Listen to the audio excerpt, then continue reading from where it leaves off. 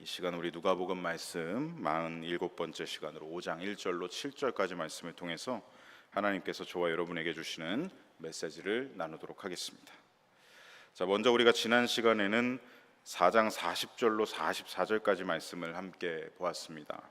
안식일이 끝나는 해질 무렵 예수님에 대한 소문을 듣고 시몬의 집에 수많은 병자들이 몰려들었고 예수님은 어떻게 하셨습니까? 일일이 그들에게 한 사람 한 사람에게 손을 얹어 안수하셔서 고쳐주시는 모습을 우리가 함께 볼 수 있었습니다.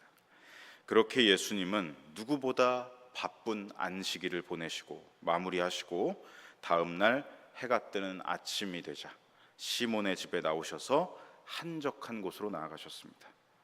예수님은 한적한 곳에서 quiet time, 조용하게 아버지 하나님과 깊은 교제의 시간을 가지시려 하신 것이죠. 그런데 많은 무리가 아침부터 사라져버리신 예수님을 찾다가 드디어 예수님을 만나 예수님을 붙잡게 됩니다. 예수님, 제발 우리를 떠나지 말아 주십시오. 예수님을 붙들고 간절하게 요청을 했지요. 그러자 예수님은 단호하게 말씀하셨습니다. 내가 다른 동네들에서도 하나님 나라 복음을 전하여야 하리니 나는 이 일을 위해 보내심을 받았노라. 예수님은 하나님께 보냄을 받았다라는 자신의 사명을 분명히 선포하신 것입니다. 아버지께서 나를 이 가버나움 동네에만 보내신 게 아니라 이스라엘의 여러 동네들에 보내셨다. 궁극적으로 이 땅에 하나님 나라의 복음을 전하는 것이 아버지께서 내게 주신 사명이다 라는 것을 정확하게 알고 계셨기 때문에 이렇게 말씀하셨던 것이죠. 그래서 예수님은 가버나움같이 안정적인 사역지이든 나사렛같이 핍박으로 불안정한 사역지이든 그런 것과 상관없이 그런 것은 개의치 않으시고 아버지께서 주신 사명이기 때문에 그 어디든 나아가셨던 것입니다. 이것이 바로 저와 여러분이 본받아야 할 사명자의 모습이고 그리스도인의 삶의 모습인 줄로 믿습니다. 좌로나 우로나 치우치지 않는 모습, 상황과 환경에 흔들리지 않는 오직 사명을 중심에 꽉 붙잡고 나아가는 그리스도인의 삶의 모습인 것이죠. 여러분, 일상 속에서 주님이 우리를 보내시는 곳 그 어디에서나 우리를 가정에 보내시고 사업장에 보내시고 일터에 보내시고 학교에 보내십니다. 그때에 우리는 예수님처럼 중심을 잡고 사명으로 중심을 잡고 감정에 치우치지 않고 내 생각에 치우치지 않고 내 경험에 치우치지 않고 사명으로 중심을 잡고 바로 서서 살아가는 저와 여러분 되시기를 간절히 소망하고 축복합니다. 자, 이어서 오늘 본문 말씀은 예수님께서 우리가 너무나 잘 알고 있는 사람들, 이 어부들을 사명자로 부르고 계시는 장면이 기록되어 있습니다. 우리 5장 1절 말씀을 화면을 통해서 한번 다시 같이 읽어보겠습니다. 무리가 몰려와서 게네사렛 호숫가에 서서. 자, 우선 이 누가복음 4장 후반 부분과 5장을 읽다 보면요, 시간적으로 뭔가 좀 안 맞는 것 같은데 하는 느낌을 받으실 수 있습니다. 분명히 4장 38절에서 예수님은 이미 시몬 베드로와 굉장히 친밀하신 모습을 보이면서 그의 집에 방문해서 시몬의 장모를 고쳐주셨던 모습이 기록되어 있었죠. 그런데 지금 5장에서 예수님이 그 시몬 베드로를 제자로 부르고 계십니다. 그래서 이건 뭔가 시간적으로 맞지 않는 게 아닌가 이렇게 헷갈리는 분들이 계실 수 있습니다. 이 부분은 이렇게 보시면 됩니다. 이 부분은 누가복음의 저자 누가가 4장 38절부터 이 5장 11절까지의 부분을 시간적 순서대로 기록한 것이 아니다라는 것을 염두하시면 되겠습니다. 실제로 5장 1절 맨 앞에는 원래 헬라어 성경을 보면 이렇게 기록이 되어 있습니다. 에게네토데라는 표현으로 이 헬라어로 시작을 하고 있는데요, 이 표현의 뜻이 무엇이냐면 그리고 어떤 사건이 일어났다라는 뜻입니다. 그런데 우리 지금 개역개정 번역 성경에는 이 부분이 지금 생략되어 있는 것이죠. 그리고 어떤 사건이 일어났다. 그래서 NIV 성경은 이 의미를 이렇게 번역을 했습니다. One day, 어느 날이라고 번역을 하고 있죠. 이 부분도 역시 우리 개역개정 성경에는 번역되지 않은 부분입니다. 즉, 이 5장 1절로 11절의 사건은 시간적으로 시몬의 장모를 고쳐주신 4장 38절에서 44절까지의 내용, 그 이후의 시간을 지금 말하고 있는 게 아니라 어느 날 이런 일이 있었다, 예수님께서 갈릴리에서 사역하시던 어떤 날 이런 일이 있었다라는 것을 누가가 지금 기록했다라는 것이죠. 근데 이제 우리가 읽는 개역개정 성경에는 이 번역이 빠져 있는 것입니다. 그러니까 정확하게 보면 예수님께서 갈릴리 지역에서 사역하시던 어느 날에, 어떤 불특정한 날에 게네사렛 호숫가에서 이 어부들을 부르신 일이 있었다라는 것을 누가가 기록했다는 것이죠. 그러면 여러분, 시간적으로 오히려 어떻습니까? 4장 38절에 시몬 베드로의 장모를 고쳐주셨던 그 사건보다 5장에서 시몬 베드로를 부르신 이 일이 어떻게 보면 더 앞에 있었던 사건이라고 우리가 볼 수가 있는 것이죠. 실제로 마태복음의 저자 마태는 마태복음 4장에서 제자들을 부르시는 장면을 가버나움 사역보다 앞에 기록을 했습니다. 그리고 마가복음의 저자 마가도 마가복음 1장에 보면 제자들을 부르시는 장면을 이 가버나움 사역보다 앞에 기록을 했습니다. 그런데 특이하게 누가복음의 저자 누가만 이렇게 예수님의 가버나움 사역 뒤에 제자들을 부르셨다라는 장면을 배치하고 있는 것이죠. 왜 누가만 그랬을까? 우리는 성경에 기록되어 있지 않기 때문에 누가의 의도가 무엇인지는 정확하게 알 수 없지만 추정은 할 수 있습니다. 아마도 누가는 예수님의 복음 전파, 하나님 나라를 전하시는 이 사역의 결과로 맺어진 열매들이 제자였다라는 것을 보여주기 위해서, 이 누가복음을 읽는 독자들로 하여금 하나님 나라가 지금 예수님 한 분이었는데 하나님 나라가 예수님의 사역으로 인해서 제자들로 확장이 되었다라는 것을 보여주기 위해서 시간적 순서를 이렇게 의도적으로 배치한 것이 아닌가라고 추정을 할 수가 있겠습니다. 그래서 이 4장과 5장을 연결해서 읽으실 때 시간적으로 어떻다는 것이죠? 시간적으로 이후 연결되는 사건이 아니라 어떤 한 날이었다, 갈릴리 가버나움에서 사역하시던 어떤 한 날에 이런 일이 있었다, 그래서 시몬의 장모를 고쳐주신 사건보다는 앞선 사건이었다라는 것을 염두하고 보시면 되겠습니다. 자, 오늘 본문 1절을 우리가 다시 한번 보시면 예수님은 그 어떤 날에 갈릴리 게네사렛 호숫가에 서서 말씀을 전하셨습니다. 많은 무리들이 그곳에 몰려와서 예수님이 전하시는 하나님의 말씀을 들었다라고 기록하고 있습니다. 이미 하늘의 능력과 말씀의 권위, 이 모든 말씀의 선포를 통해 갈릴리 전역 사방으로 예수님에 대한 소문이 퍼져나갔죠. 그 결과 많은 무리들이 예수님의 가르치시는 하나님의 말씀을 들으려고 몰려왔던 것입니다. 이 부분은 우리에게 무엇을 알려주고 있습니까? 그분이 하셨던 말씀은 인간의 말이 아니었다. 어떤 갈릴리 출신, 나사렛 출신 한 목수의 아들, 사람의 말이 아니라 그분이 전했던 말씀은 하나님의 말씀이었다라는 것을 누가가 지금 우리에게 보여주고 있는 것입니다. 그래서 이 몰려든 사람들로 너무나 붐비는 상태가 되어서 예수님은 그 상태로는 호숫가에 서서 말씀을 전할 수가 없으셨습니다. 그리고 그 상태로 계속 말씀을 전하는 것이 효과적이지 않다고 생각하신 것 같습니다. 그래서 2절로 3절을 보시면 예수님은 모여든 사람을 한눈에 보면서 말씀을 전하시기 위해서 좋은 곳을 찾다가 호숫가에 서 있는 배 두 척을 발견하셨습니다. 그 배의 어부들은 그날의 일을 다 마치고 이제 퇴근 준비를 하면서 호숫가에 배를 대고 그물을 씻으면서 정비를 하고 있었죠. 예수님은 그 두 척의 배 중에서 의도적으로 한 배에 오르셨습니다. 마침 그 배는 우리가 잘 아는 사람 시몬의 배였습니다. 그렇게 시몬의 배에 오르신 예수님은 육지에서 조금 뛰어달라, 내가 무리들을 한눈에 보면서 말씀을 전할 수 있도록 육지에서 조금 뛰어달라 요청을 하시고 그렇게 뛰어진 상태에서 말씀을 계속해서 가르치셨습니다. 그런데 배에 올라서 무리들을 한눈에 보기 위한 의도도 있었지만 예수님이 그 시몬의 배에 오르신 하나의 또 의도가 있으셨던 것 같습니다. 왜냐하면 4절을 보면 무리에게 말씀을 다 가르치신 예수님께서 갑자기 시몬에게 말을 걸고 계시기 때문이죠. 우리 4절로 5절 말씀 화면을 통해서 다시 한번 읽어보겠습니다. 말씀을 마치시고 시몬에게 이르시되, 시몬이 대답하여 이르되 선생님, 우리들이 밤이 새도록 수고하였으되 잡은 것이 없지만은 말씀에 의지하여 내가 그물을 내리리이다 하고. 아멘. 예수님은 시몬에게 콕 집어서 시몬에게 말씀하셨습니다.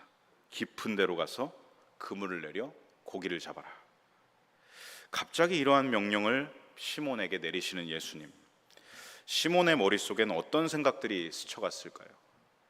이런 상상을 해봅니다.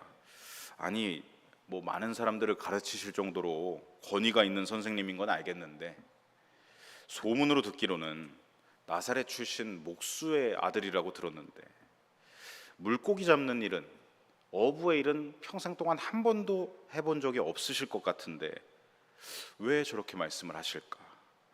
우리가 밤새 고기를 안 잡은 것도 아니고 밤새 이 호수를 다 샅샅이 뒤지면서 그렇게 고기를 잡으려 했는데 한 마리도 건지지 못해서 이렇게 빈 배가 되고 빈 그물이 되어서 그물이나 손질하고 있는데, 우리에게 다시 나가서 그 손질한 그물 가지고 다시 나가서 고기를 잡으라고, 그리고 저 깊은 곳에 나가서 그물을 내리라니.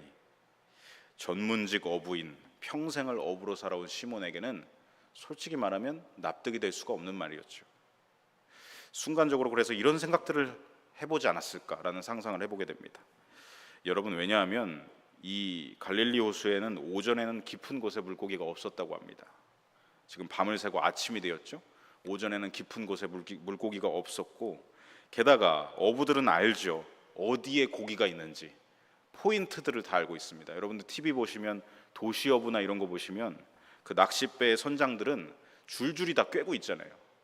물고기들이 어디에 몰리는지 포인트들을 다 알기 때문에 이 포인트를 갖다가 실패하면 포인트 이동하겠습니다. 그래서 다른 포인트로 이동을 하죠. 어부들은 다 알고 있습니다. 포인트가 어딘지. 그런데 그렇게 포인트들을 다 쑤셔봤는데 소득이 없었다. 이렇게 어부로 평생을 살아온 자신에게, 노하우와 잔뼈가 굵은 자신에게 어부로 살아본 적도 없는 한 선생님이 와서는 지금 어떻게 보면 훈수를 두고 있는 느낌이 들 수도 있는 것이죠. 게다가 밤새 일을 해서 피곤한 몸으로 지금 그물을 다 씻어놨는데 또 나가라고 하시니, 나 퇴근해야 되는데 또 나가라고 그러시니 사실은 불평이 생길 수도 있는 부분입니다. 그런데요, 베드로는 자기의 어떤 노하우, 어부로 살아왔던 자기 생각, 경험, 피곤한 자기의 몸과 감정, 마음, 이 모든 것을 다 내려놓고 이렇게 고백을 하고 있습니다. 5절을 우리 다시 한번 읽어보겠습니다. 시몬이 대답하여 이르되 선생님, 우리들이 밤이 새도록 수고하였으되 잡은 것이 없지만은 말씀에 의지하여 내가 그물을 내리리이다 하고. 선생님, 우리들이 밤이 새도록 수고했는데도 잡은 것이 없지만, 말씀, 헬라어 원어로는 레마라고 합니다. 말씀에 의지해서 내가 그물을 내려보겠습니다. 그가 왜 이렇게 자신을 내려놓고 선생님 말씀에 순종하겠다고 고백을 하고 있겠습니까? 여러분, 시몬은 방금 전 자기 배에 올라오셔서 무리들을 가르치셨던 말씀을요, 곁에서 다 들었을 것입니다. 그물을 손질하면서 다 들었을 것입니다. 그 가르치시는 말씀 속에서는 세상 누구와도 비교할 수 없는 말씀의 권세와 능력을 그도 깨달았을 것입니다. 우리는 오늘 실패했다. 우리의 배는 오늘 빈 배이다. 우리의 그물은 오늘 빈 그물이다. 나는 오늘 빈털터리 인생이다. 그런데 저분의 말씀에는 뭔가 다르다. 저분의 말씀에는 생명이 있다. 저분의 말씀의 능력은 충만하다, 풍성하다. 그러니 저분의 말씀을 의지해서 나에게 주신 레마의 말씀, 베드로를 지금 콕 집어서 얘기하셨잖아요. 그 말씀대로 깊은 곳에 가서 그물을 내려 고기를 잡으라, 이 말씀을 의지해서 순종해보자. 그래서 여러분, 이렇게 고백하고 있는 것입니다.